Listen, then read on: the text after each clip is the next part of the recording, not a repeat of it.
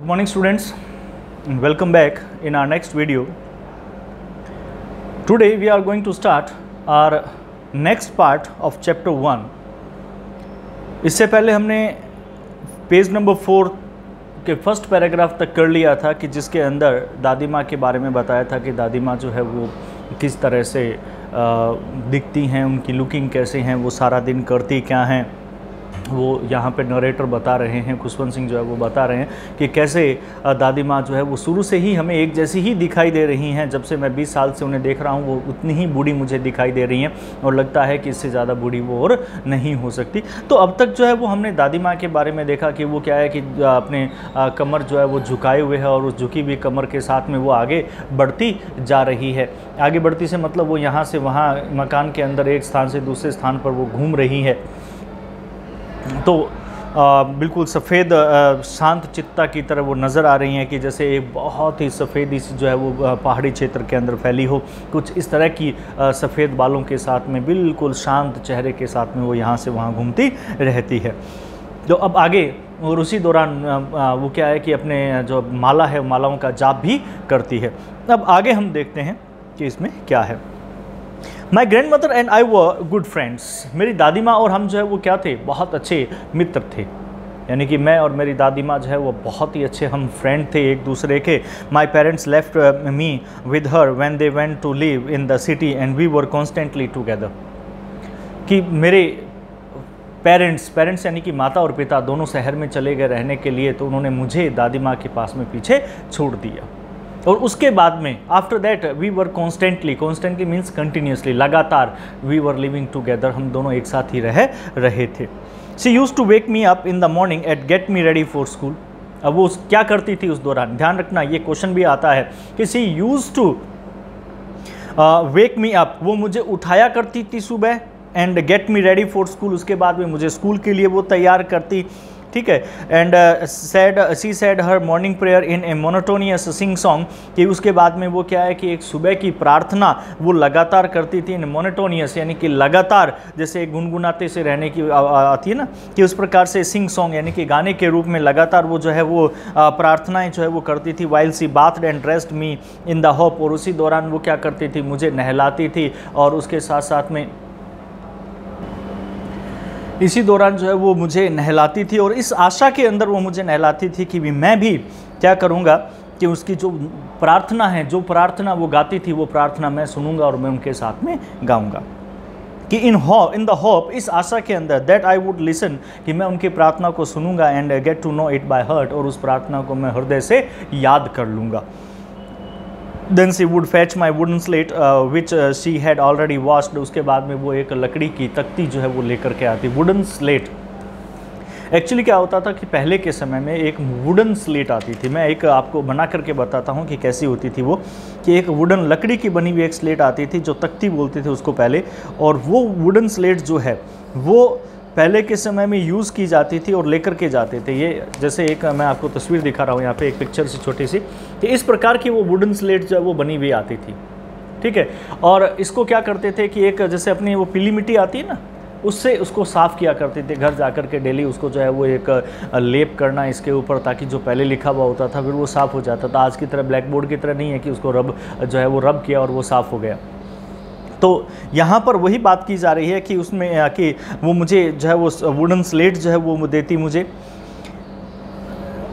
Sorry एक line छोड़ गए थे, कि आई लिसन, मैं उनकी बात को सुनता था, but because I loved her voice, मैं उनकी आवाज़ बहुत पसंद करता था, but never bother to learn it, परंतु मैंने कभी उसको याद करने का जो है मैंने परेशानी मोल नहीं ली। Then she would fetch my wooden slate, उसके बाद में वो मुझे मेरी लकड़ी की जो स्लेट है वो मुझे ला करके देती, which she had already washed, जिसे उसने पहले से ही धो दिया था, एंड प्लास्टर्ड विद येलो चाक, और पीली मिट्टी से उसको क्या कर दिया था, प्लास्टर कर दिया था, उसके ऊपर लगा दी थी। ए टीनी अर्दन इंक पॉट, उसके बाद में मुझे छोटी सी एक अर्दन इंक पॉट यानी कि मिट्टी की बनी हुई एक इंक पॉट, शाही की बोतल, वो मुझे दे दी जाती थी, एंड ए रेड पेन, उसके साथ में मुझे एक लाल रंग का पेन दिया जाता था। Tie them all in A bundle, वो सारी चीज़ें एक बंडल के अंदर वो बांध देती, and hand it to me, और वो उसने मुझे सौंप दिया। After a breakfast of a thick उसके बाद में काफ़ी हैवी ब्रेकफास्ट करने के बाद में स्टील चपाती, मोटी सी एक सूखी रात की जो चपाती होती थी, रोटी होती थी, वो हम ब्रेकफास्ट के रूप में लेते थे विद ए लिटिल बटर। उसके ऊपर हल्का सा मक्खन लगा लिया जाता है and sugar spread on it, और उसके ऊपर जो चीनी है वो फैला दी जाती थी और रोल करके उसे हम खा लेते थे। वी वेंट टू स्कूल, उसके बाद में हम स्कूल चले जाते। सी कैरिड सेवरल स्टील चपातीज, उसके बाद में वो बहुत सारी जो सूखी जो स्टील चपातीज़ हैं यानी कि रोटियां जो हैं वो लेकर के जाती थी with her for the village dogs, अपने साथ में। कहाँ पर? गांव के जो डॉग्स हैं, कुत्ते हैं, उनके लिए। My grandmother always went to school with me, मेरी दादी माँ हमेशा मेरे साथ स्कूल जाती थी। क्यों जाती थी? बिकॉज क्योंकि the school was attach to the temple, जो स्कूल है वो क्या था? वो मंदिर के साथ में ही लगता हुआ था, next to the temple. The priest taught us the alphabet, क्योंकि वहाँ पे हमें सिखाने का काम भी कौन करता था? वो पुजारी करता था मंदिर का। तो जो प्रीस्ट है वो क्या करता? वो हमें आकर के अल्फ़ाबेट जो है वो सिखाता, यानी कि ABCD हमें सिखाता, एंड द मॉर्निंग प्रेयर, और उसके साथ में सुबह की प्रार्थनाएं भी हमें सिखाई जाती। While the children sat in rows on either side, जबकि जो बच्चे हैं वो आकर के दोनों ही तरफ कतारों में बैठ जाते। Either side, either means in the both side, कि वो दोनों तरफ जो है वो कतारों में आकर के बैठ जाते इन रोज, ठीक है, on either side of the verandah, वरामदे के दोनों तरफ, सिंगिंग द अल्फ़ाबेट, और उसके साथ में ज़ोर ज़ोर से अल्फ़ाबेट हम गाते हैं। जब पहले के समय होता था ना कि ज़ोर से बच्चे गाते थे, आजकल भी गाते हैं, A for Apple, B for book, इस तरह से लगातार वो ज़ोर ज़ोर से गाते थे। और द प्रेयर इन आ चोरस, या फिर प्रेयर प्रार्थना करते थे चौरस, चौरस का मतलब एक साथ मिल करके गाना। My grand mother said in side reading the scriptures, जबकि मेरी दादी माँ जो है वो अंदर बैठी स्क्रिप्चर्स पढ़ती रहती। स्क्रिप्चर्स मतलब धार्मिक पुस्तकें। When we had both finished, उसके बाद में जब हम दोनों ही ख़त्म कर लेती, वो अपने धार्मिक पुस्तक ख़त्म कर लेती, मेरा स्कूल जो है वो ख़त्म हो जाता, वी वुड बैक टुगेदर, हम दोनों एक साथ वापस घर की ओर चल देते। This time the village dogs would meet us at the temple door, इसी दौरान क्या होता था कि जब हम वापस जाते थे तो वो गांव के जो डॉग्स हैं वो हमें क्या? टेम्पल के डोर पर, दरवाजे पर ही हमें वहाँ पर मिलते, क्योंकि उन्हें भी पता है कि भी अब अंदर से आएंगे तो हमें जो रोटी है वो डालेंगे। They followed us to our home growling and fighting, उसके बाद में वो क्या करते थे? हमारे पीछे पीछे हमारे घर तक आते थे, ग्रॉलिंग गुर्राते हुए, फाइटिंग आपस में लड़ते हुए, विद ईच अदर, एक दूसरे के साथ में, फॉर द कैप चपातीज, किसके लिए? उन चपातियों के लिए, वी थ्रू टू देम, जो हम उनको फेंकते थे। When my parents were comfortably settled in the city, and after that when my parents settled in the city comfortably, and they had no problem in the city, after that they called us, यानी कि उसके बाद में जब मेरे माता पिता जो है वो जाकर के सिटी में, शहर में अच्छी तरह से सेट हो गए, दे सेंट फॉर अस, उन्होंने हमारे लिए बुलावा भेज दिया, यानी कि उन्होंने हमें भी सिटी के अंदर बुला लिया। और यहीं से ध्यान रखना, यहीं से चेंजेस आना शुरू हो जाएगा। That was a turning point in our friendship, यही क्या था? हमारे दोस्ती के अंदर एक टर्निंग पॉइंट था, बदलाव का बिंदु था। यहीं से जो मेरी और मेरी दादी माँ की जो दोस्ती थी, वो दोस्ती अब धीरे धीरे टूटना शुरू हो गई। तो ये क्वेश्चन पूछा जाता है कि what was the turning point, ठीक है। So to went in the city was the turning point when the parents of author called both of them in the city. That was the turning point of their friendship. Although we shared the same room, हालांकि हम एक ही कमरे में रहते थे, एक ही कमरे को हम साझा करते थे। My grandmother no longer came to school with me, परंतु अब मेरी दादी माँ मेरे साथ स्कूल नहीं आती थी, क्योंकि गांव के अंदर तो क्या है, स्कूल चली जाती थी, बगल में मंदिर था, अब मंदिर तो था नहीं, और जो मेरा स्कूल था वो भी इंग्लिश मीडियम था, तो दादी माँ को कुछ पता नहीं चलता था। मैं जाता भी बस के ऊपर था, ठीक है, जो स्कूल बस आती है उस पर जाता था, दादी माँ साथ नहीं जा सकती थी। तो अब दादी माँ जो है वो मेरे साथ में और ज़्यादा स्कूल नहीं जाती थी। I use to go to an English school in a motor bus, मैं क्या करता था? आई यूज़ टू गो, मैं जाया करता था किसके अंदर? एक इंग्लिश स्कूल के अंदर, एक मोटर बस के अंदर। And there were no dogs in the streets, अब यहाँ पर जो है वो गलियों में आवारा जो डॉग्स है वो भी नहीं थे। And she took to feeding sparrows, इसी वजह से उसने क्या कर दिया, जो चिड़ियाँ थी उनको स्पैरोज़ को उसने क्या किया, फीडिंग करना शुरू कर दिया, उनको हल्का दाना डालना शुरू कर दिया, रोटी के छोटे छोटे टुकड़े करके डालना शुरू कर दिया इन द कोर्टयार्ड, हमारे बाहर आंगन के अंदर ऑफ आर सिटी हाउस, हमारे शहर के घर के अंदर। As the years rolled by we saw less of each other, जैसे जैसे साल बीतते गए, रोल्ड बाय बीत जाना, जैसे जैसे साल बीतते गए क्या होता गया, हम अब एक दूसरे से मिलना हमारा कम होता गया, कि less of each other, meet we saw less of each other, हम एक दूसरे को अब कम ही मिलते थे आपस में। फॉर सम टाइम्स ही कंटिन्यू टू वेक मी, अब कुछ समय तक तो उसने मुझे लगातार, जब हम शुरू में गए थे तो शुरू में कुछ समय तक तो लगातार उसने हमें जगाया, and get me ready for school, मुझे स्कूल के लिए तैयार भी किया। व्हेन आई केम बैक, जब मैं वापस आया, शी वुड आस्क मी, वो मुझसे पूछा करती थी, what the teacher had taught me, teacher ने मुझे क्या सिखाया था।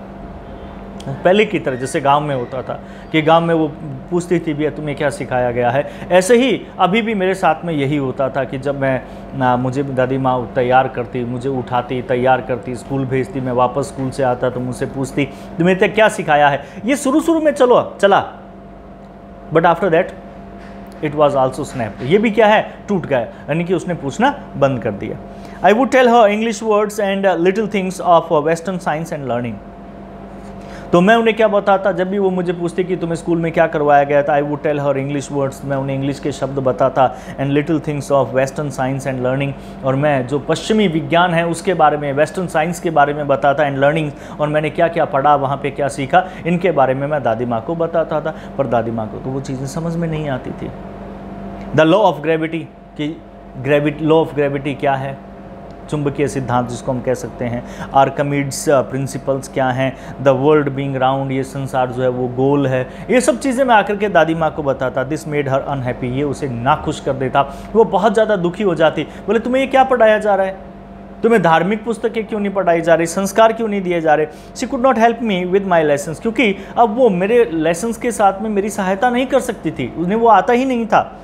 She did not believe in the things they taught at the school, English school, क्योंकि वो विश्वास नहीं करती थी उन सब चीज़ों के अंदर, दे टॉट, जो मुझे सिखाई जाती थी एट द इंग्लिश स्कूल के अंदर, क्योंकि वो विश्वास नहीं करती थी, बोले इंग्लिश स्कूल में कुछ भी नहीं पढ़ाया जाता, वो कुछ भी नहीं देते, सिद्धांत नहीं है, संस्कार नहीं देते हैं वो, एंड वाज डिस्ट्रेस्ड, और इससे वो बहुत ज़्यादा निराश हो जाती थी, that there was no teaching about God, क्योंकि वहाँ पर स्कूलों के अंदर ईश्वर के बारे में कोई भी जो है वो टीचिंग्स नहीं थी, वहाँ पे ईश्वर के बारे में नहीं पढ़ाया जाता था, एंड द स्क्रिप्चर्स, और धार्मिक पुस्तकों के बारे में नहीं पढ़ाया जाता था।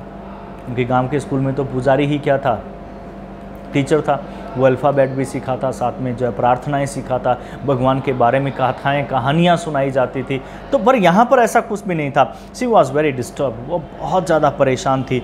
To her music had lewd associations, और उसके लिए, किसके लिए, दादी माँ के लिए म्यूज़िक जो होता था वो बहुत ही निम्न स्तर का जो है वो निम्न लोगों के संबंध में जो है वो माना जाता था, यानी कि वो दादी माँ ये मानती थी, ल्यूड एसोसिएशन, ल्यूड मतलब निम्न, एसोसिएशन मतलब संबंध, कि दादी माँ ये मानती थी कि जो ये गाना बजाना है, संगीत जो है, म्यूज़िक जो है, वो निम्न स्तर के लोगों का कार्य है।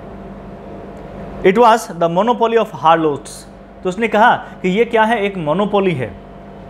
मोनोपोली मतलब जिसके अंदर एक व्यक्ति का ही क्या अधिकार हो, ये मोनोपोली है किसकी, हार्लोट्स की, हार्लोट्स बोलते हैं वेश्याओं को, कि ये वेश्याओं की मोनोपोली है, एंड बेगर्स या भिखारियों की, नॉट मींट फॉर जेंटल फोक, ये जो जेंटल फोक है, भद्र लोग जो होते हैं, उनके लिए संगीत नहीं बना हुआ है। She said nothing but her silence meant disapproval, she said nothing, वो कुछ नहीं कहती थी, बट हर साइलेंस, परंतु उसकी जो चुप्पी होती थी, मींट डिसअप्रूवल, इसका मतलब यही होता था कि वो क्या कर रही हैं, डिसअप्रूवल कर रही हैं, अर्थात अस्वीकारोक्ति, वो इस चीज़ को स्वीकार नहीं कर रही है कि मुझे संगीत मेरे स्कूल में सिखाया जाए।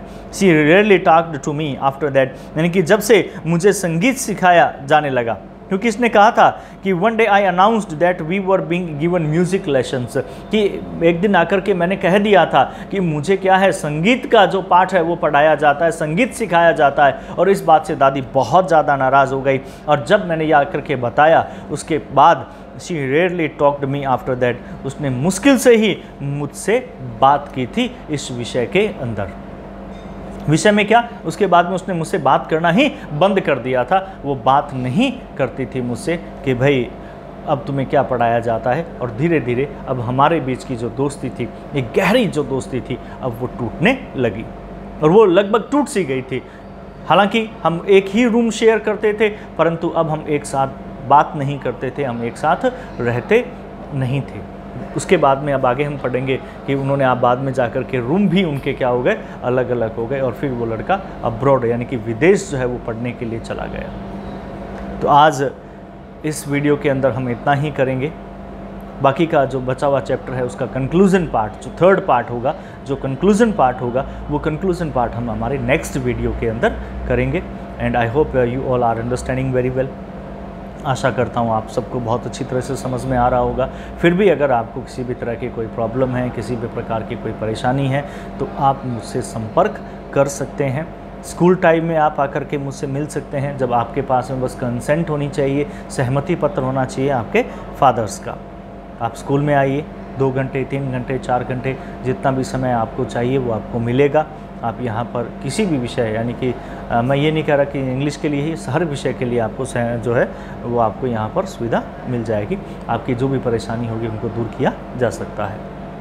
ठीक है, तो आज के लिए इतना ही। Till then, good bye, thank you and have a nice day.